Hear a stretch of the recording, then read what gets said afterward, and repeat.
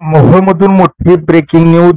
चारित्र्याचा संशय घेऊन पतीने पत्नीच्या गळ्यावर कोयत्याने वार करून तिला ठार मारल्याची घटना मोहोळ तालुक्यात घडली आहे.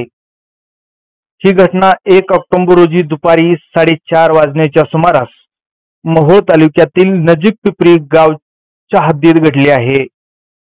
पतीला पोलिसांनी अटक केली आहे. याबाबत मोहोळ पोलिसांकडून मिळालेली माहितीनुसार नजीक पिपरी येथे बालाजी बापूराव घुमड यांच्या शेतात मकमान कापण्यासाठी परभणी जिल्ह्यातील टोळी आली होती. या टोळीतील दर्शन सूर्यभान वाणी राहणार कात्नेश्वर जिल्हा परभणी, त्याची पत्नी सुनीता दर्शनवाणी हे पती पत्नी आले होते.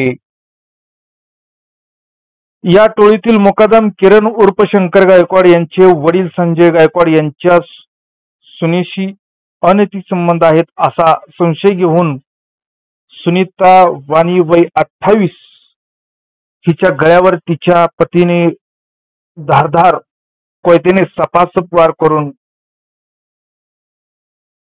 केले आहेत.